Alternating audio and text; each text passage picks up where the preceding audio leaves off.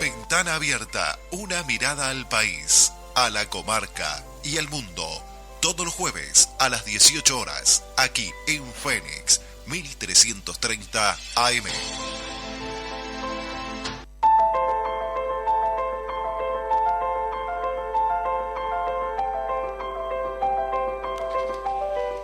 Buenas tardes, audiencia. Estamos en una nueva edición de Ventana Abierta. Quienes habla, Heracles Lavandera, tiene el gusto de presentarles esta producción de Doxa, del grupo Doxa. Hoy me acompaña en el estudio mi amigo Néstor Grajales y mi amigo Alexis Martins. Alex Martins, siempre lo bautizo. Bueno. Es un atavismo que tengo. Pero bueno, hoy hay varios temas para considerar que en realidad, digamos, generan una agenda muy nutrida, porque la semana empezó a tener, a picarse, ¿no? Y datos que a veces quedaban subsumidos en el ruido informativo, en el ruido, digamos, de la discusión, de la polémica más estruendosa, empiezan a aparecer datos que tienen que ver con el presupuesto, que tienen que ver con asuntos vinculados a temas más esenciales de la política y que creo que también a la gente le interesan más de cerca.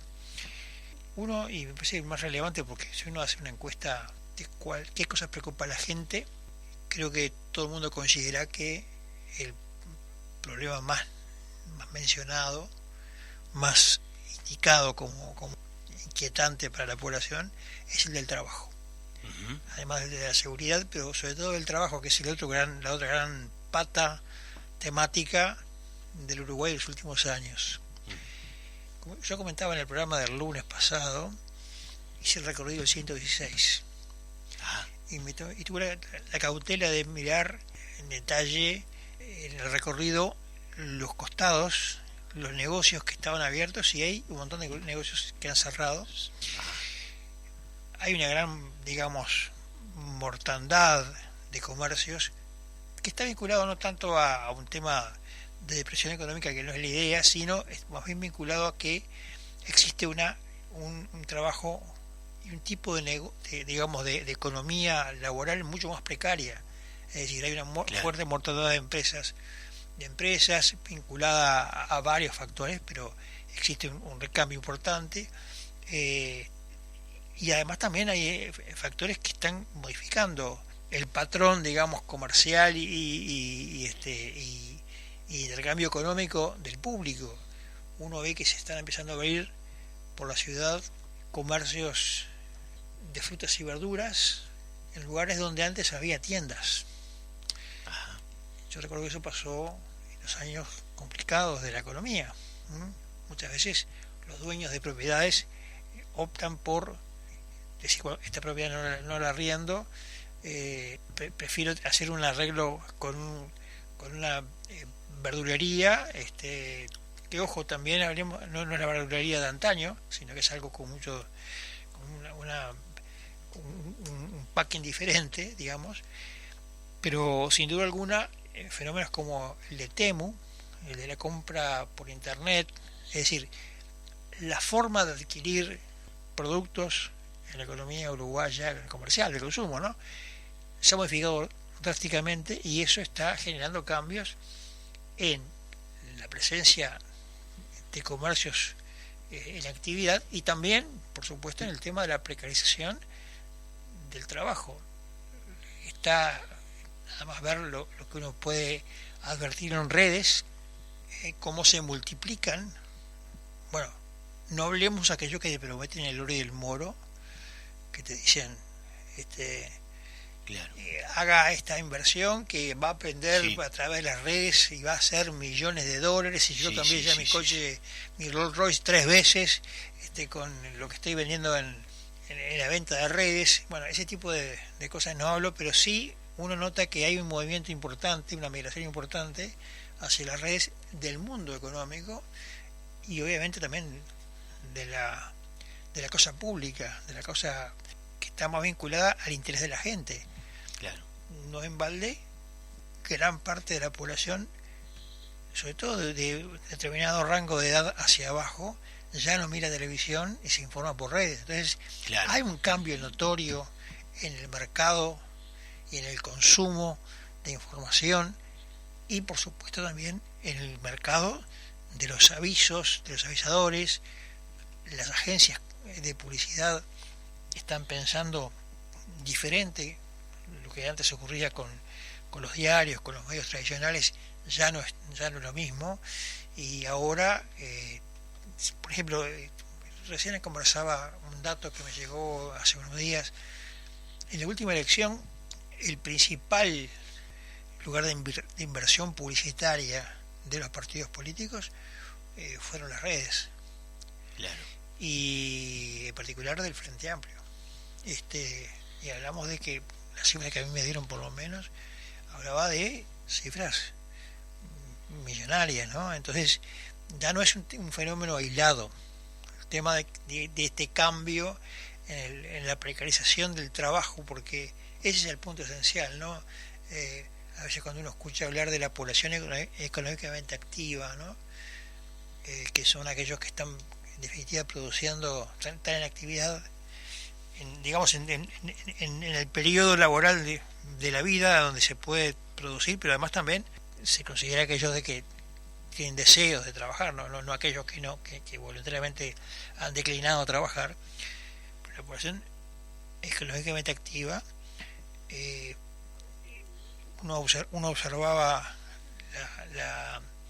los últimos datos del censo. Hace poquito se hizo una reunión allí en Presidencia, una jornada en Presidencia, donde las autoridades del Instituto Nacional de Estadísticas presentaron los datos demográficos del último censo del año 2023, y ahí se advierte algunas tendencias que parece ser que ya no tienen retorno. Por ejemplo, la disminución de la población, uno dice envejecimiento y da una idea de pronto un poco equívoca, pero por lo menos el crecimiento de los porcentajes mayoritarios de la población han evolucionado hacia edades mayores que lo que teníamos hace algunos años. Claro.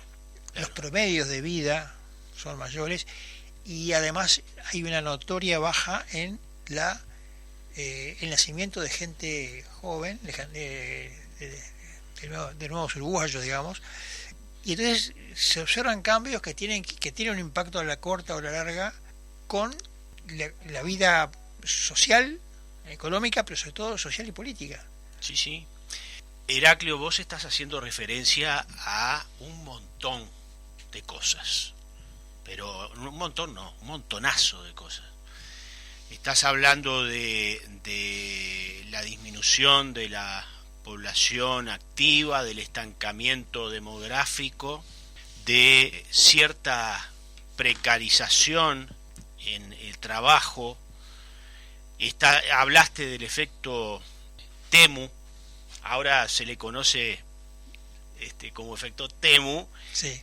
pero en realidad no comprende solo a Temu, sino que comprende a todo el universo de esa mercado que se da por medios digitales dentro y fuera de fronteras, y hacia fuera de fronteras, y desde fuera de fronteras hacia adentro. Hay un montón de factores ahí que han probablemente influido en lo que es el contexto social, cultural, económico y laboral, que fue por donde empezaste a hacer tu análisis. Y todo tiene que ver un poco con todo, ¿no? Con el tema de la virtualidad, el tema de el uso de herramientas digitales a través de internet y demás, se dio una especial evolución por el tema pandemia. Otra vez, de nuevo, tenemos que traer el tema de la pandemia, porque indudablemente marcó en muchos aspectos. Un hito en muchas cosas. Marcó en muchos aspectos eso. Entonces, eso ahí influyó también, ¿no? Y yo yo te diría que más que por señalar algunos aspectos o alguna digamos punto de vista distinto al que tú marcaste, no por oposición sino sí, para agregar otras perspectivas. Yo creo que más que una precarización estamos hablando de cambios notorios, cambios que, a ver, no todos los cambios son para bien o para mal. Hay cambios para bien, hay cambios para mal. Quizás que lo preocupante sea el hecho de que mucha gente, especialmente capaz que apuntando a los segmentos de más bajos en la escala etaria, no hay una apuesta a tareas, a ocupaciones, a rubros productivos. Cuando digo productivos me refiero a productivos de sector primario. Hoy por hoy mucha gente apunta a algún tipo de servicio, de comercio de servicios o de bienes, pero que de pronto no se producen o no los producen. Más bien un talante comercial el que le da todo esto. Eso es preocupante porque ¿cómo aumenta la riqueza de una economía? Produciendo. También es cierto. El sector productivo es fundamental. También, ¿no? Es cierto que lo que podemos decir del sector productivo ha cambiado. Sí, indudablemente. Porque me refiero a lo siguiente. Porque hoy de pronto una persona en una computadora produce más producto bruto que un señor que está ordeñando sin duda vacas y es que con la prole. tenemos que entender que estamos en la era de conocimiento y de información. Claro.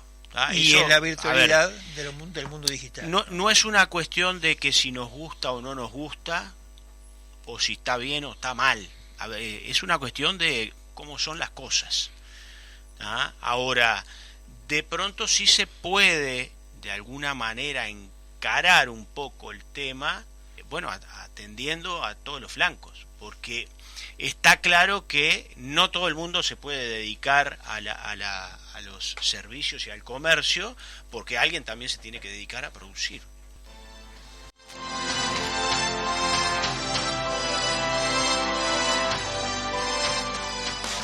Tus avis no te dejan a pie. Presenta tu cédula y canjea 50 avis por una chance para participar del sorteo de 2 autos eléctricos BYD, 19 motos Anela.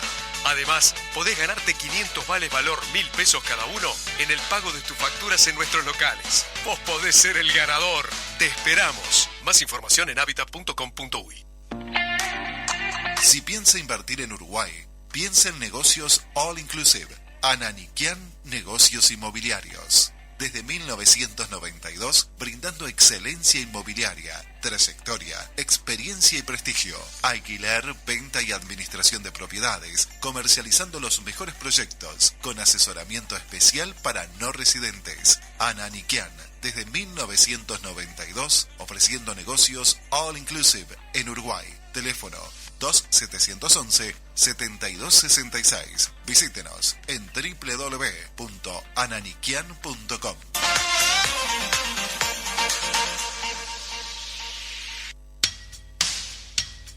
Cuando necesite solucionar de modo fácil los trámites difíciles en BPS, DGI y Ministerio de Transporte, consulte a los gestores de gestiones.ui.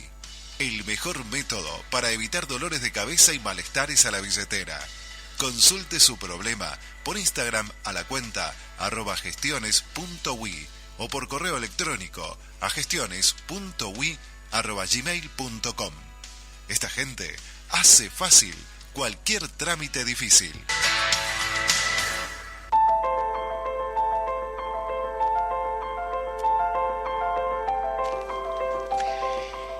Y seguimos con la ventana abierta al mundo.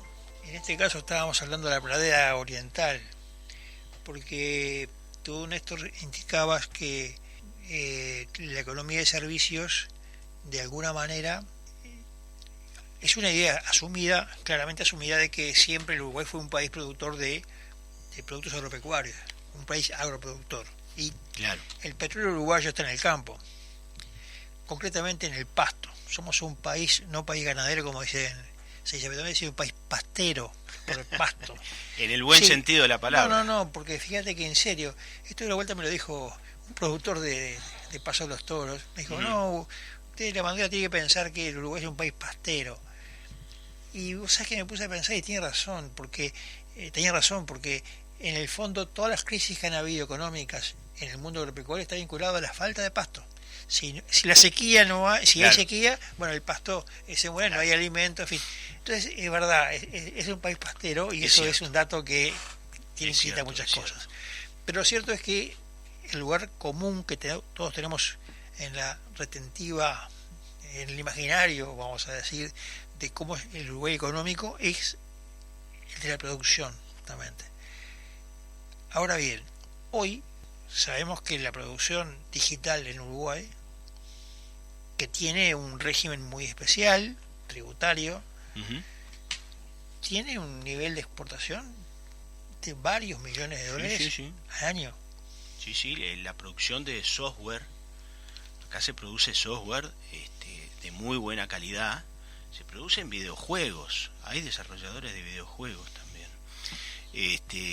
Cuando hablamos del sector productivo, no es, y viste Heraclio que lo aclaré al principio de mi intervención, no es por oposición al sector servicios y comercio.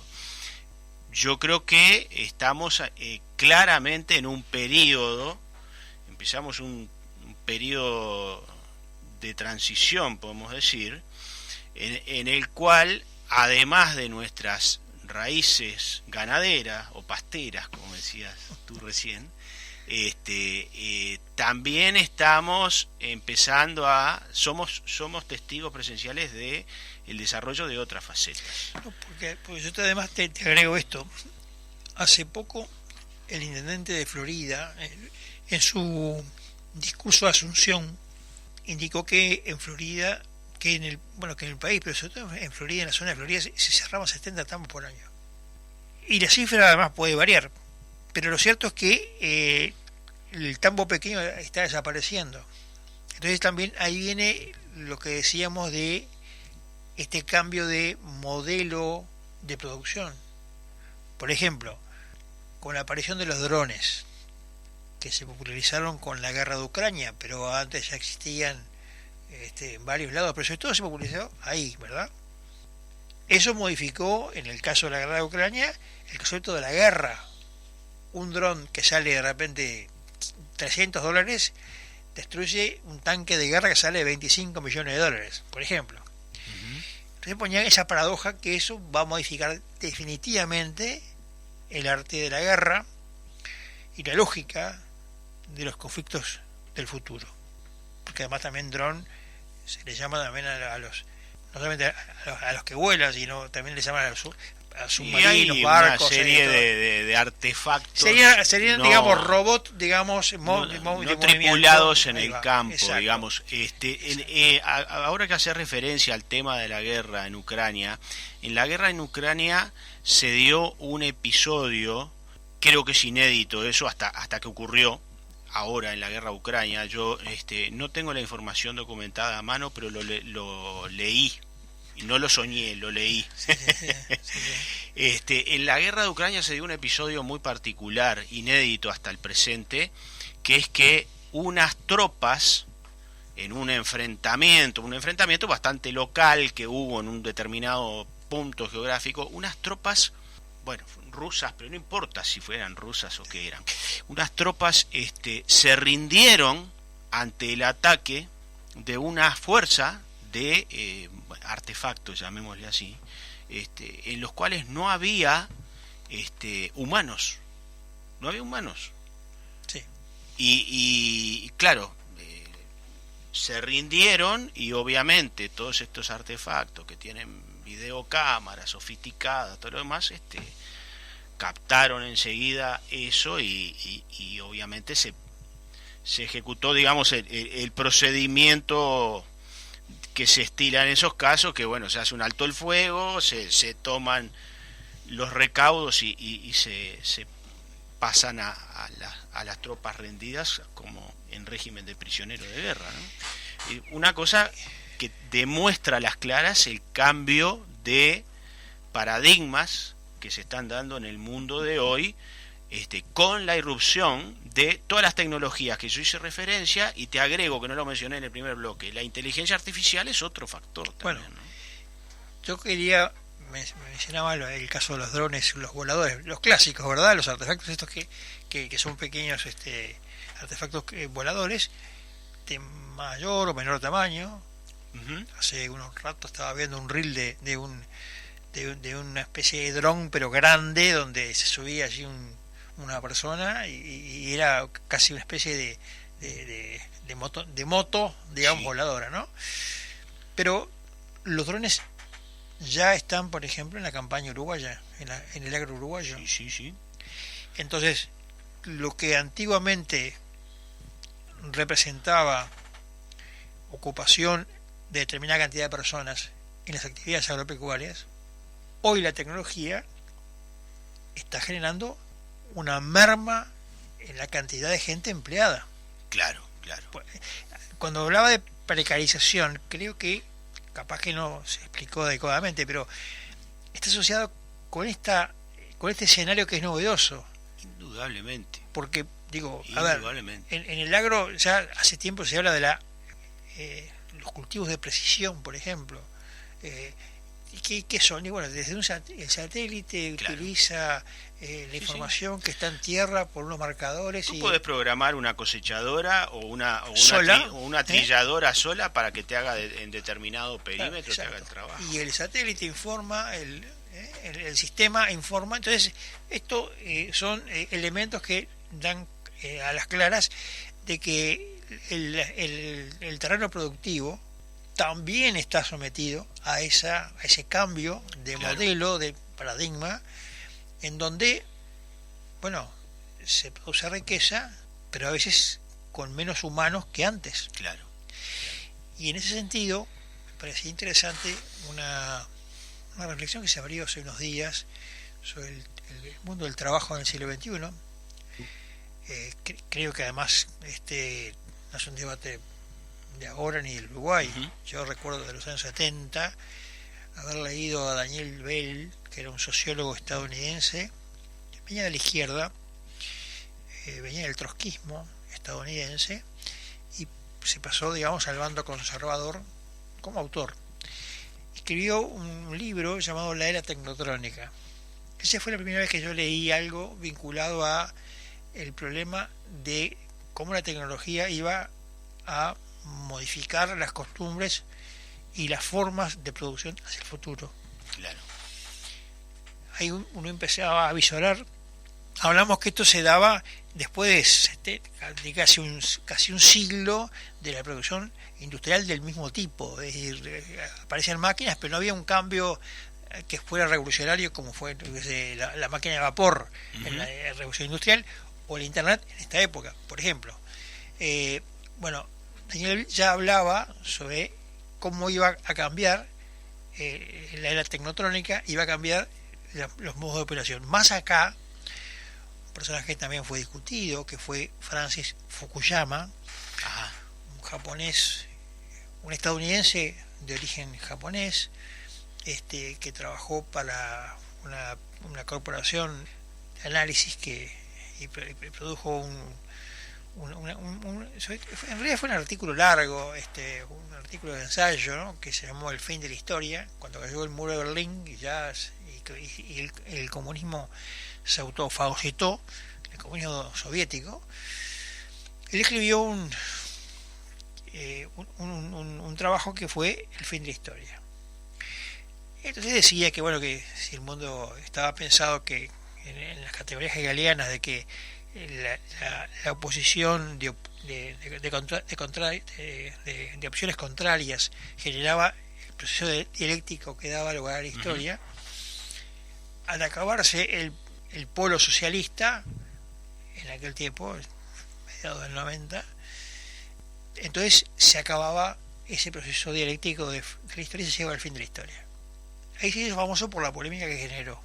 Pero yo leí después luego varios libros de él posteriores que creo que fueron más interesantes todavía, porque esa es una polémica, esa en realidad fue una polémica de fin de semana, como quien dice, en su producción. Él se dedicó a la perspectiva, o sea, la disciplina que se centra en ver cómo sería, para decirlo, vamos a decir en castellano, la futurología. Pasa que futurología tiene una connotación media peyorativa. Sí. El nombre académico es la perspectiva. Bueno, Isaac Asimov es uno de los autores que fue muy leído en el fines del siglo pasado. Se dedicaba a la perspectiva justamente. Pero recuerdo que Fukuyama sí hizo un trabajo bastante metódico, analizando cómo la elongación de los promedios de vida de las poblaciones iba a traer endurecimiento en los cambios sociológicos y en el ascenso social. Decía, bueno, si por ejemplo las personas viven más tiempo, los gerentes, los ejecutivos de las empresas se van a retirar más viejos, decía.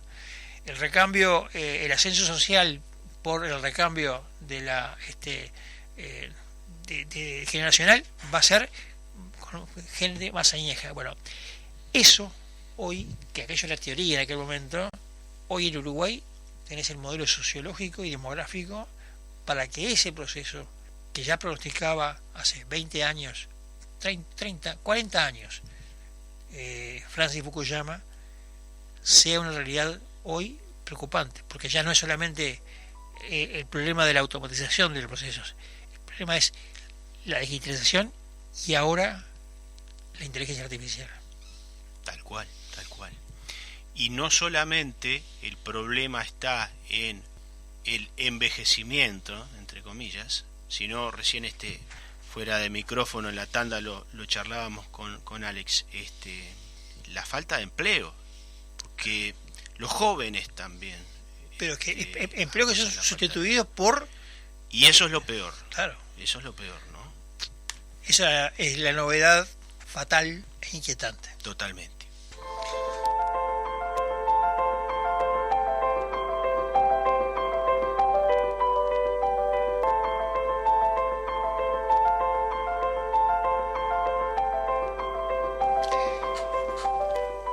Y seguimos con la ventana abierta mirando a la comarca y al mundo. ¿Te vio, mi estimado Néstor, que Habitat tiene un nuevo servicio? Sí, yo le iba a decir que me interesa el libro que usted comentó, si me lo puede dejar en los lockers de Habitat. Yo le paso el dato después del local que me queda más cerca. Perfecto. Y me interesa que me mande ese libro, si puede ser. Sí, porque Habitat abrió un servicio que el público puede utilizar, que es el de los lockers Habitat, que están en todos los locales en todo el país, que es un servicio que soluciona este tipo de problemas. Exacto. Si el libro es físico, si no es digital, hay que dejarlo de algún lado. Exacto. Así que, bueno. Y además en los locales de Habitat, afortunadamente, continúan siendo atendidos por seres humanos. Sí, señor. Sí, señor.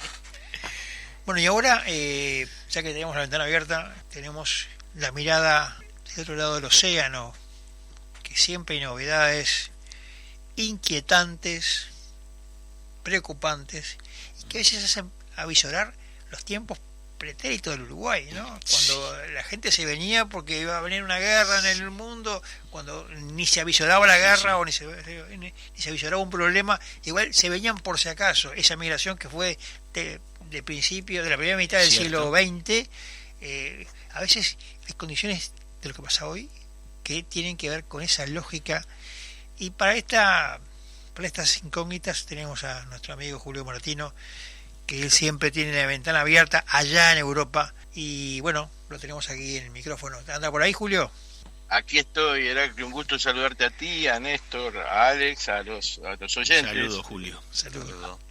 Bueno, contá un poquito, a ver, qué novedades hay esta semana de ese ambiente tan prolífico que es el viejo continente, ¿no? Bueno, sí, efectivamente, no No sé, yo, mira, he hecho memoria y ha vivido épocas complejas el mundo. Heraclio, nosotros trotamos algunas décadas pasadas, Sí. siempre hubo conflictividad, vivimos la guerra de Vietnam, la intervención soviética en Checoslovaquia, vivimos la caída del régimen de la Unidad Popular en Chile, fuimos testigos de acontecimientos que asombraron a la humanidad, la llegada del hombre a la luna, hemos visto y sido testigos del asesinato de presidentes de los Estados Unidos, hemos visto ascender el comunismo en Cuba, hemos visto cómo proliferó la subversión desde esa misma Cuba en toda Hispanoamérica, pero más allá de toda esa profusa cantidad de eventos políticos, sociales, económicos que tuvieron su punto alto con la caída del bloque soviético, del campo socialista que ustedes hace un rato comentaban, yo creo que nunca el mundo, como ahora, a pesar de todos aquellos disparatados momentos, algunos que vivió la humanidad, terribles, la crisis de los misiles, a punto de haber una guerra nuclear, nunca como ahora ha sido más volátil la situación política, social y económica de la humanidad, y nunca como ahora es inacabable la cantidad de acontecimientos y de noticias que nos llegan continuamente, pasan cosas continuamente. Quizás la cantidad de canales, como ustedes bien decían, que existen en la actualidad multiplica la información. Aquel que quiera acceder a ellas a veces se ve desbordado. Yo me veo desbordado, me imagino que a ustedes les pasa lo mismo, y no sabes a qué prestarle atención, a cuál darle más atención. Hay acceso a toda la prensa mundial, a canales de televisión que transmiten online, a un montón de medios, de plataformas de internet que nos informan, que hacen análisis y que nos llenan de noticias falsas también. Claro. Y en ese marco diario de actividades que se producen en Europa, no dejan de pasar cosas, como ustedes dicen, ¿verdad? Acá no dejan de pasar cosas. Y fíjate que yo escuchaba a Néstor sobre el tema de los drones, ese episodio que él narró de cómo una unidad de combate, que no recordaba él si era rusa o ucraniana, pero que a los efectos no importaba, que lo que importó es que un conjunto de drones los tomó prisioneros, ¿verdad? Sí. Y efectivamente, incluso al que le guste profundizar en el tema, hay documentales muy buenos en YouTube sobre el uso de los drones en la guerra de Ucrania, y cómo, por ejemplo, Ucrania reclutó un montón de aficionados a los drones que los convirtió en sus pilotos de combate de drones de la actualidad, ¿verdad? Y de cómo se está perfeccionando, y eso se está convirtiendo en una carrera armamentista, mientras China y Estados Unidos están tratando de conectar sus aviones de caza con mirriadas de drones que estarían vinculados a ese avión de combate y dependerían de él, y que como el piloto no tiene la capacidad ni siquiera mental de coordinar tanta cosa, la inteligencia artificial lo ayudará a manejar a esa verdadera mirriada o flota de drones que acompañará al avión. Claro. Los tiempos están cambiando. Los tiempos están cambiando. Pero siguen pasando cosas que tocan la esencia cultural, espiritual de la gente. Y fíjate que yo voy a traer un tema acá a colación, sin antes terminar esta parte que me parece muy interesante. Eso merecería programas enteros, fíjense. Las universidades del mundo no están preparando a sus alumnos, las universidades politécnicas del mundo, al cambio brutal que se avisora y que va a dejar desocupada la mitad de la población activa. No se generan los nuevos oficios, van rezagadas las universidades en la formación y en la creación de nuevos oficios vinculados a la inteligencia artificial, a esta nueva época que nos toca vivir. Todavía no nos llegó claro aquello del que llega la computación cuántica, y yo a veces ni entiendo de qué estamos hablando, ¿verdad? Pero me dicen y leo que se va a multiplicar todo por 1.000.000, que todo lo que nos cuesta un periodo de tiempo de esfuerzo se reducirá infinitamente en tiempo, todo será más rápido, todo será más vertiginoso, y sin embargo no se acompaña aquello con la formación de quienes manejen todo esto. Y ustedes decían muy bien, ¿de qué va a vivir la gente si no hay trabajo? ¿Que habrá un salario social? ¿Los niños nacerán con un robot abajo del brazo que trabajará por ellos? No sé, parece ciencia ficción, ¿verdad? Pero pasemos a hechos mucho más carnales, por decirlo así, ya que de eso está hecho todo esto, está hecho de carne, de sangre, de tecnología, de prosperidad, de confusión, de mentiras y de verdades. Jumilla es una localidad de unos 27.000 habitantes que queda en Murcia, en la comunidad de Murcia, la misma que hace unas semanas en Torre Pacheco, una de sus ciudades, sufrió la agresión de una persona anciana por parte de inmigrantes marroquíes, que yo se los relaté, ¿recuerdan? Sí, señor. Bueno, ahí en Jumilla gobierna el Partido Popular con el apoyo de Vox. Y en Jumilla hay un polideportivo. Jumilla tiene, le digo, 27.000 habitantes más o menos, de los cuales 2.000 son de 1.700 son de origen marroquí, que es la presencia migratoria más importante, después los españoles, ¿verdad? 1.700 marroquíes, después creo que vienen como 700 ecuatorianos. Resulta que el pueblo tiene unos 2.000 practicantes de la religión islámica, en un pueblo de 27.000, ¿verdad? Y habitualmente realizaban sus eventos, el Ramadán, la fiesta del Cordero, fechas sagradas del Islam, en espacios que pudieran facilitar la participación de todos ellos, como 2.000. Y para ello la municipalidad les brindaba el multideportivo, que es un estadio que pertenece a la municipalidad. Vox sacó una moción para que no se hiciera en los espacios públicos dependientes del ayuntamiento ningún tipo de actividad religiosa, y que tampoco se promoviera o se admitiera en espacios públicos la práctica del Islam, ya que el Islam es una religión ajena a las tradiciones culturales y religiosas de España. Escuchando ese pedido de Vox, la alcaldesa de Jumilla prohibió a la Asociación Islámica de Jumilla que se siga utilizando el polideportivo. Entonces esto ha sido una bomba atómica acá en España. ¿Será porque es verano y no hay otras noticias? No sé, pero me parece que es señal y noticia de los tiempos. Hay gente que ya no soporta, porque, vamos a ver, parece mucha intolerancia, pero un espacio público es un espacio de todos. Ocuparlo con una cuestión religiosa muy peculiar, hay gente que no le gusta. Vos propuso que eso no se hiciera. La alcaldesa dice que ellos pueden seguir practicando sus eventos religiosos, pero que los hagan en sus mezquitas, que las tienen. Ellos aducen que no cabe la gente en las mezquitas. Ella le dice, bueno, hagan mezquitas más grandes, pero en los espacios públicos ustedes ya no van a realizar sus actividades religiosas. Entonces la Asociación Islámica de España sacó un comunicado de protesta por esta situación. Y el gobierno de España promete investigar el caso como un delito de odio y acusa al PP y a Vox de racismo por hacer esto. Y acá viene la frutilla de la torta. Y ahora lo analizamos un poquito más, si ustedes me ayudan. Sí. La Conferencia Episcopal de España se adhiere a la declaración de la Asociación Islámica de España y condena que se le haya prohibido a los musulmanes en Jumilla realizar sus fiestas religiosas principales, repito, la fiesta del Cordero, el Ramadán, en los espacios públicos del municipio. Repito, que no les prohíbe la práctica religiosa, que no les prohíbe que lo sigan realizando en las áreas y en los edificios asignados a esa función, pero que no le facilita ya este espacio. Naturalmente desde la izquierda y de la ultraizquierda ha surgido un fuerte rechazo a esta conducta de Vox. Y la explicación es esta. ¿Puede un país, miren la pregunta, ¿verdad?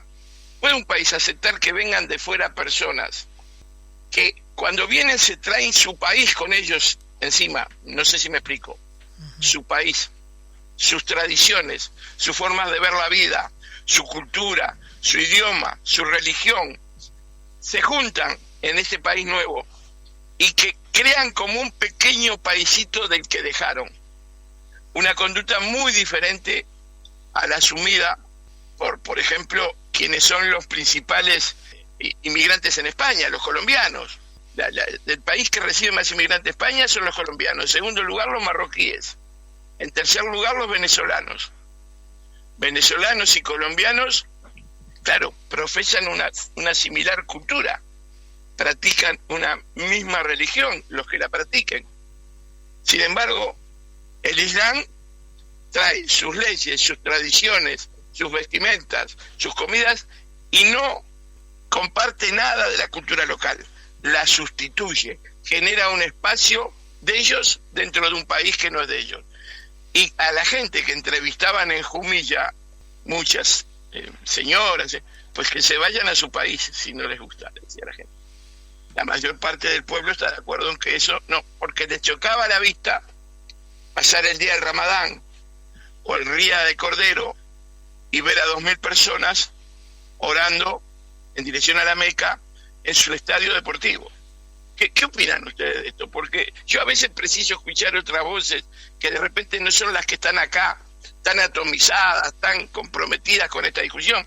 La izquierda tan dispuesta a permitirlo todo. Y Vox, en menor medida el Partido Popular, dispuestos a restringir la pérdida de identidad cultural, a evitar esta sonada del Islam en el país. Me parece como que yo ya simpatizo con una postura al explicarlo, capaz que sí, y pierdo neutralidad y perspectiva. No sé qué te parece, Néstor, Heraclio. A ver, cuando vos contás esto, yo estaba recordando, por ejemplo, algunas instancias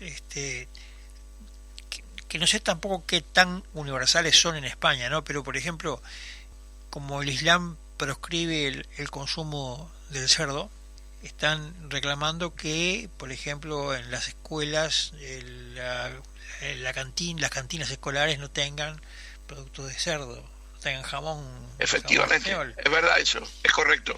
Y han hecho movidas políticas para proscribir el jamón español.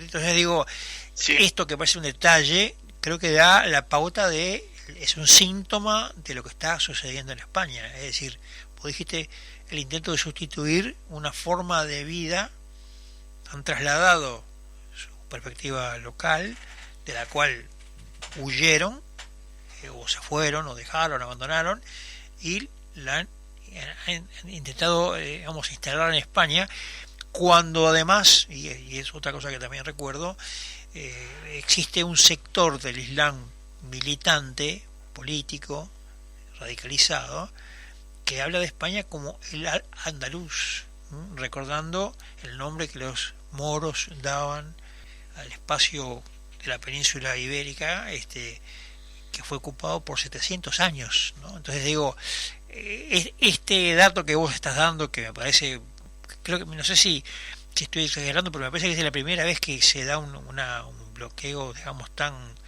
porque es un dato de confrontación notoriamente. No sé si antes se había dado algo tan específico, tan claro en otro episodio, aunque sea en un pueblito chico o no, como parece ser el caso, pero también todo eso está informado por un antecedente, por una mochila de años y años y años de reclamo de un sector, sobre todo de la época de la guerra en los 90 del siglo pasado, que reclamaban: volveremos al andaluz, decían la gente de ISIS y Al Qaeda, ¿no? No sé si estoy, claro. Son pensamientos que surgen. Estás en lo correcto. A mí lo que me sorprende, te lo digo sinceramente, Heraclio, Néstor, es la declaración, a mi modo de ver, innecesaria, porque haber hecho silencio hubiera sido mejor, de la Conferencia Episcopal Española. Innecesaria. No se está prohibiendo la práctica del Islam, se lo quiere restringir exclusivamente a sus espacios, a sus mezquitas, y refleja una situación que vive Murcia y muchas otras partes de España. Que la inmigración islámica está cansando al pueblo español. Julio, está aburriendo al pueblo español. Yo te planteo un escenario hipotético, un escenario y un evento hipotético en un escenario para contestar, para pronunciarme y darte respuesta de alguna manera a tu inquietud, a la pregunta que nos planteaste. Julio y los contertulios que tengo acá al lado mío. ¿Ustedes se imaginan la situación de españoles yendo a uno de estos países islámicos? Nómbrenme cualquiera, el que ustedes quieran. A Marruecos. Marruecos, sí. Irán, que está muy en boca de todo el mundo hoy por hoy. ¿Ustedes se imaginan a los españoles yendo a uno de estos países imponiendo el consumo de jamón en las escuelas de ese país? Por ejemplo, ¿no? o con la pequeña pretensión, por ejemplo, en Arabia Saudita, de abrir un templo cristiano, lo cual está prohibido, por ejemplo. Sí, claro. Entonces yo creo que con el planteo de ese escenario, creo que ya te estoy contestando, Julio. A ver, acá tenemos mucha inmigración hoy por hoy, muchos inmigrantes centroamericanos. Tenemos muchos venezolanos, muchos cubanos, muchos dominicanos. Acá se da, y creo que en muchos lugares se da una sustitución, un intercambio cultural. Un intercambio cultural es una cosa, bienvenido sea. Una sustitución o pretender una sustitución cultural en un país al cual uno no pertenece, parece un exceso, ¿no? Pareció un exceso. Como que los uruguayos querramos imponerle, Néstor, a los españoles, claro, que tomen mate. Por ejemplo, que lo tomarán, pero lo tomarán como integración cultural, no, claro, porque se lo demos, claro, a prepo. Claro. Ahora, fíjate, esta situación está vinculada a un hecho que nadie, porque te plantean que es un delito de odio, ¿verdad? Cuestionar esta situación en España. Hay un sacerdote que alertó sobre las prácticas de ciertos imanes en España y está procesado, está en juicio por delito de odio, porque lo dijo desde un altar. Ya ven que pretenden ver si la decisión de la municipalidad de Jumilla constituye un delito de odio. Es decir, el expresar una opinión al respecto puede terminar. Por eso yo no expresé ninguna opinión, dejé que la hicieran ustedes. Porque expresar una opinión al respecto puede significar una persecución judicial. Porque hay figuras judiciales que han sido creadas por la izquierda que impiden analizar factores de esta situación yo no sé cómo decirle, de llegada cultural, de otras formas de pensar, que ojalá se pudieran dar de una manera, como tú decías, Néstor, armoniosa, y que se genere a través de un intercambio. Exacto. Y no de una imposición. En fin, esa es la pequeña noticia de hoy, que las hay más, porque por ahí leí que está Trump festejando que empezaron los aranceles a regir, ¿verdad? Sí. Pero ya es otro tema. Otro tema, y ya da para muchos ángulos de esa noticia. Julio, como siempre, muchísimas gracias por tu aporte y tu mirada desde el viejo continente. Será hasta el jueves que viene. Un abrazo para todos. Abrazo.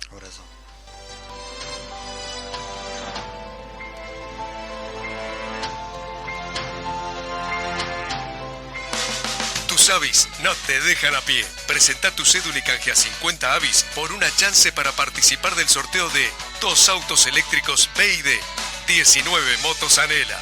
Además, podés ganarte 500 vales valor 1.000 pesos cada uno en el pago de tus facturas en nuestros locales. Vos podés ser el ganador. Te esperamos. Más información en habitat.com.uy.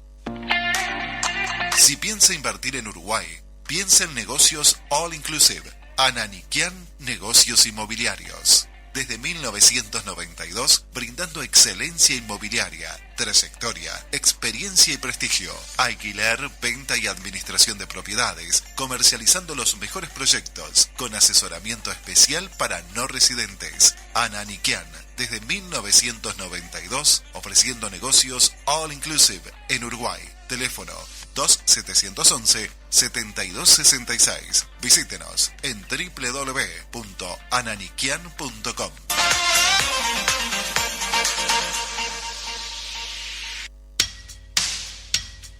Cuando necesites solucionar de modo fácil los trámites difíciles en BPS, DGI y Ministerio de Transporte, consulte a los gestores de gestiones.ui. El mejor método para evitar dolores de cabeza y malestares a la billetera.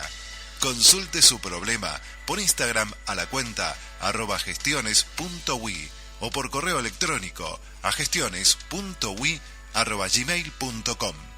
Esta gente hace fácil cualquier trámite difícil.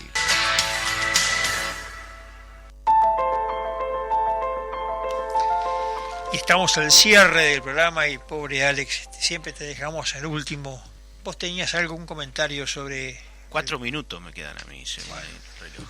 Sí, comentar un poco, primero que nada, buenas tardes a todos, y comentar un poco el tema de eso, de la desocupación en los jóvenes, que fue un tema que tratamos hoy, y resaltar que en el estrato de 15 a 24 años en Latinoamérica, realmente estamos con números un poco preocupantes en ese sentido. Si bien a todos nos llegó la tecnología, la inteligencia artificial, ChatGPT, el e-commerce, pero sin embargo acá se resalta un poco más, se ve un poco más esa situación.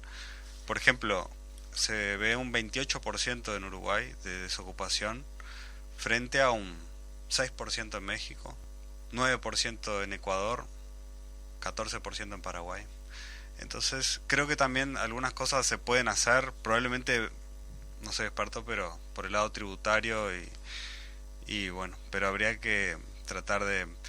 Y otra cosa, otro punto también que viene, esto es, lo dijo otro pensador que ha escrito libros también, Klaus Schwab, que hablaba de una cuarta revolución industrial, lo que sería lo que estamos viendo ahora, donde sí el cambio tecnológico traería apareado una reducción en la necesidad de mano de obra en sí misma, pero bueno, si los contrastamos con los datos que nos brinda el estatista, en este caso que es una página de gran calibre en este tipo de estadísticas, habría que mirarlo con un poquito de preocupación también.